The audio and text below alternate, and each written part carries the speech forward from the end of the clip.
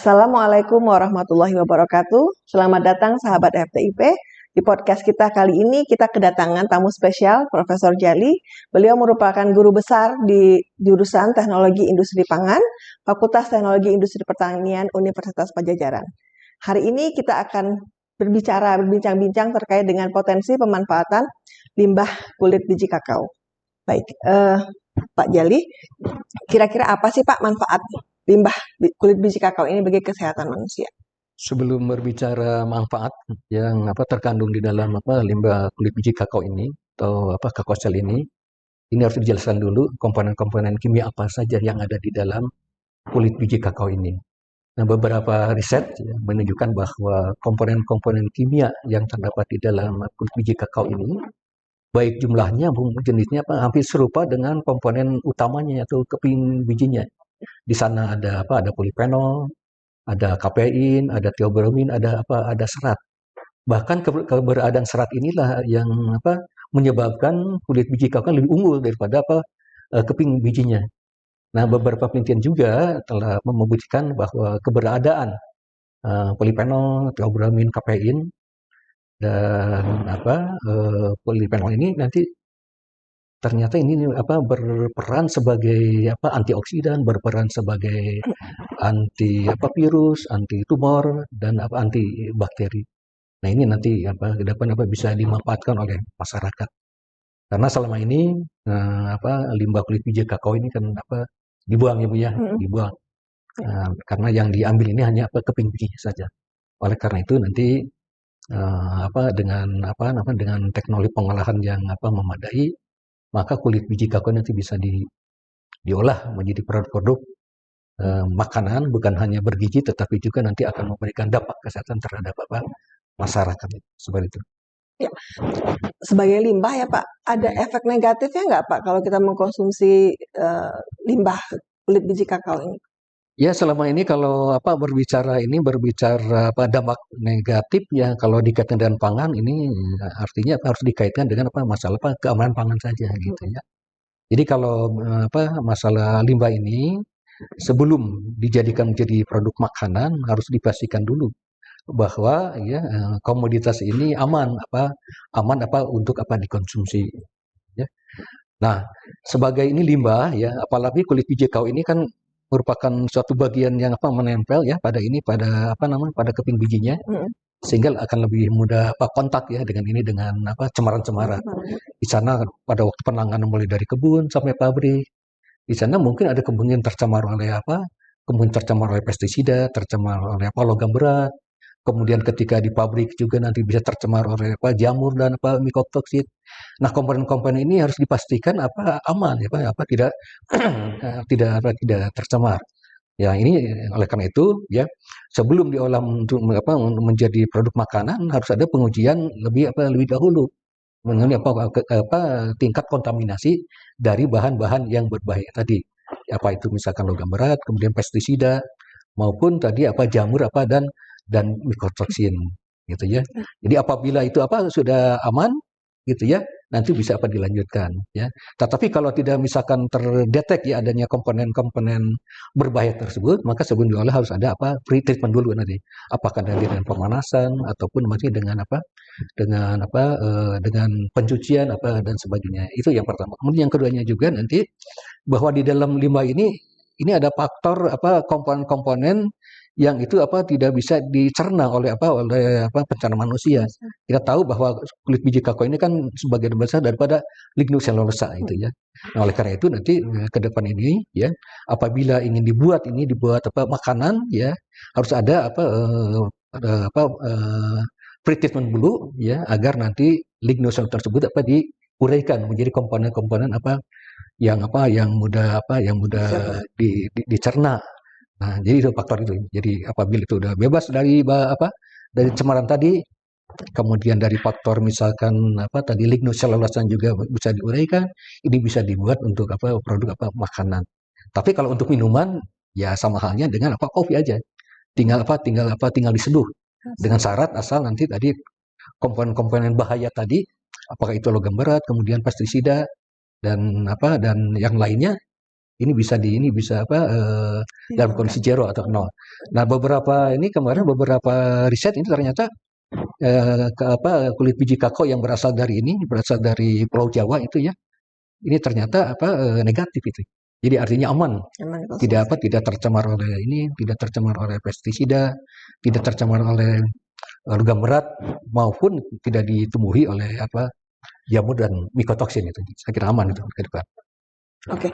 Kemudian Pak, di tahapan proses produksi yang mana, pengolahan biji kakao yang mana Pak kita dapat memisahkan kulit biji kakao ini dengan biji kakaonya? Nah, ini kalau kalau ditanya asal mulanya ini kulit biji kakao ini, kita harus tahu dulu ya bahwa dalam industri pengolahan coklat ini kan ada dua itu ya.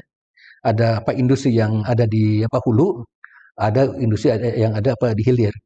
Industri di hulu ini ada di perkebunan, yaitu mengolah buah kakao menjadi biji kakao kering. Nanti biji kakao kering ini nanti dikirim ke pabrik coklat. Nah, di pabrik coklat itu nanti dilakukan pemisahan, kemudian dilakukan pembersihan, dilakukan pengeringan juga. Nah, setelah dikering atau di roasting istilahnya, kalau di pabrik coklat, setelah di roasting baru digiling. Nah, hasil gilingan itu nanti kan berupa campuran antara keping biji dan kulit biji kakao. Nanti dengan proses pemisahan dengan winnower, nah baru nanti dihasilkan kulit biji kakao. Jadi kulit biji kakao ini dihasilkan di pabrik coklatnya ya, ketika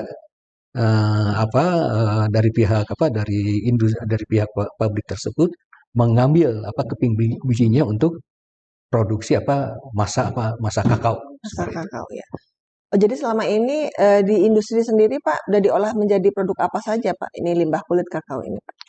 Kalau mengenai pemanfaatan itu ya, ini beberapa jurnal-jurnal ya, kalau di luar negeri ini ternyata itu mereka menggunakan limbah kulit biji kakao ini adalah untuk produk-produk non pangan gitu ya. Untuk makanan ternak ya, untuk biodiesel juga, bahkan digunakan untuk absorben, dan digunakan juga untuk sebagai mulsa di perkebunan gitu ya, di bidang pertanian. Nah, beberapa diantaranya, tetapi tidak terlalu banyak, ada pemanfaatan untuk produk pangan, yaitu sebagai fortifikasi seperti itu. Nah, sekarang di dalam negeri juga belum begitu banyak gitu ya, ini pemanfaatan dari kulit biji kakao ini ya.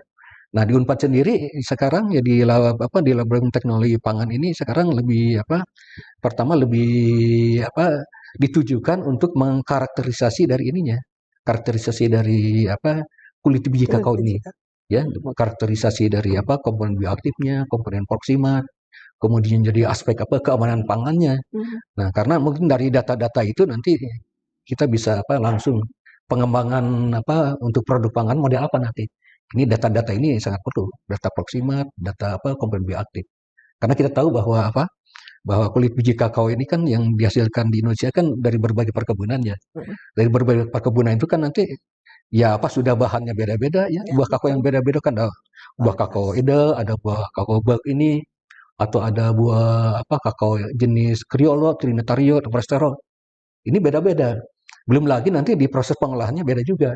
Ada yang menggunakan fermentasi, ada yang tidak, ada dengan pencucian, ada tidak. Sehingga nanti komponen-komponen kulit biji kakao nanti akan berbeda juga.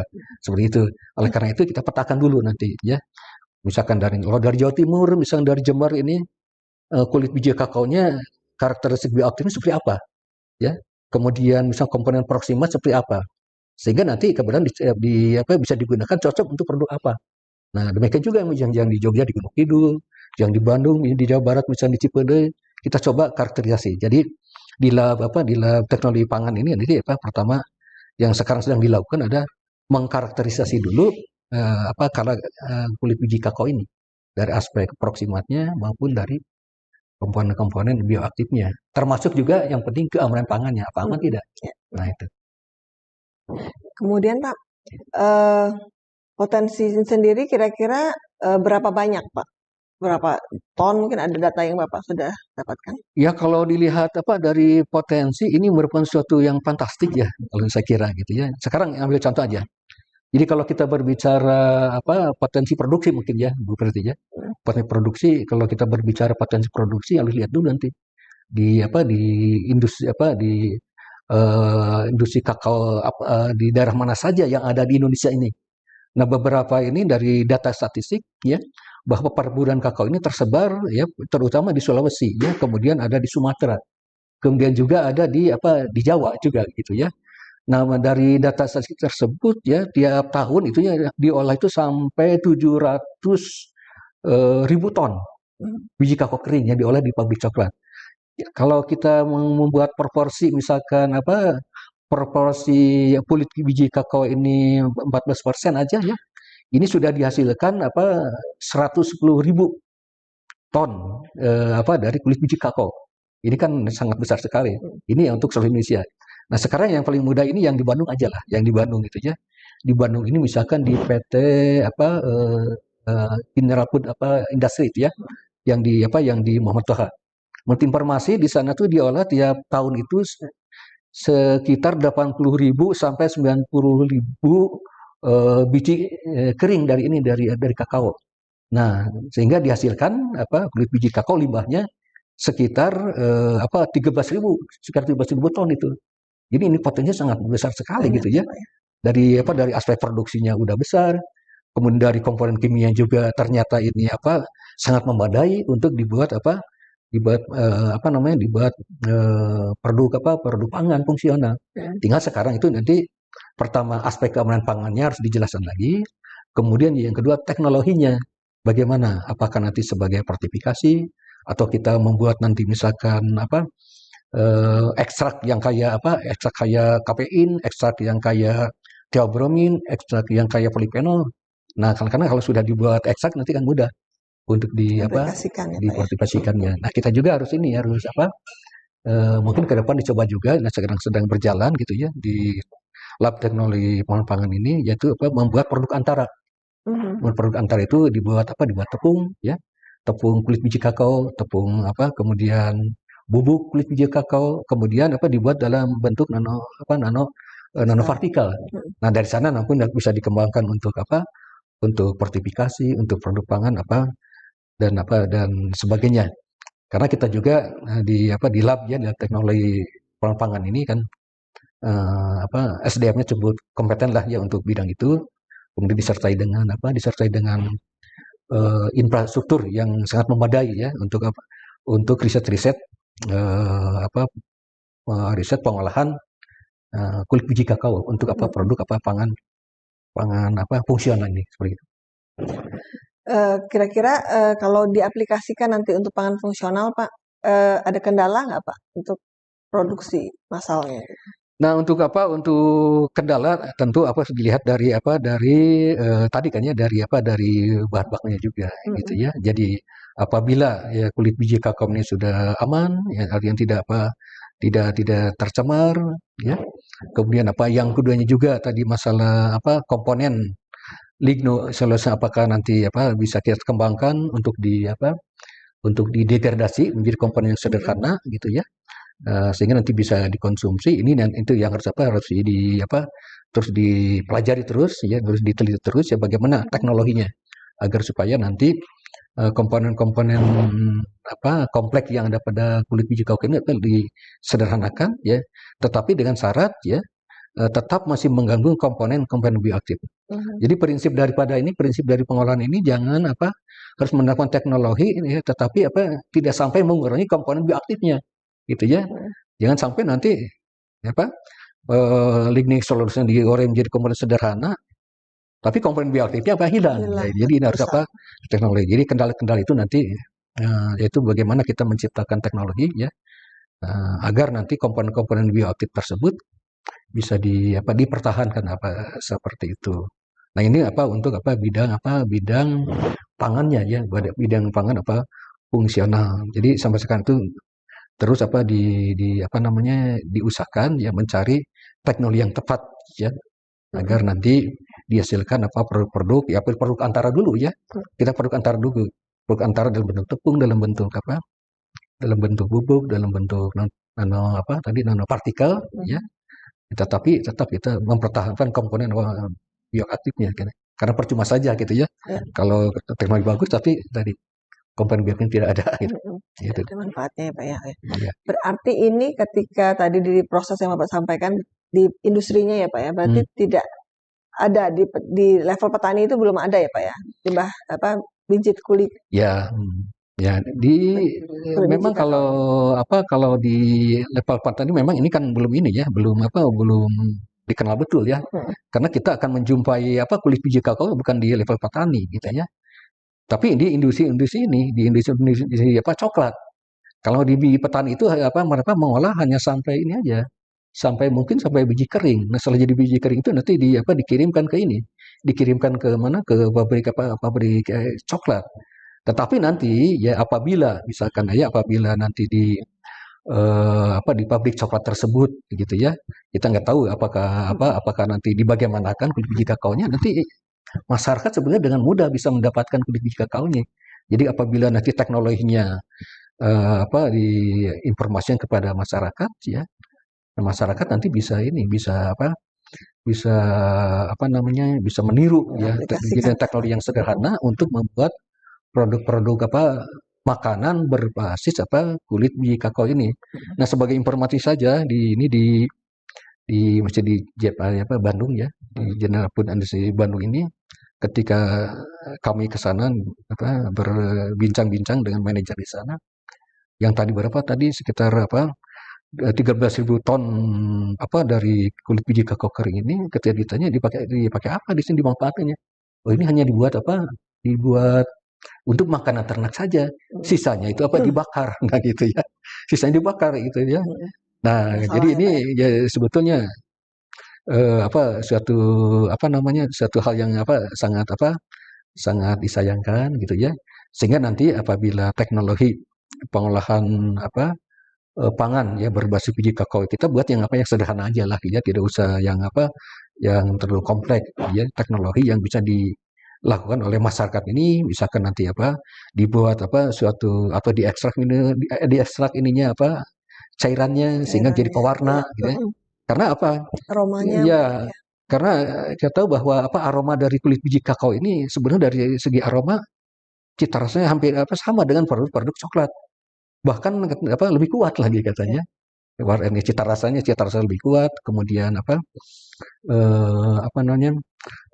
warnanya lebih tajam, sehingga ini bisa digunakan untuk bahan-bahan tambahan pembuatan untuk pewarna kue gitu ya, untuk fortifikasi ke cookies dan sebagainya.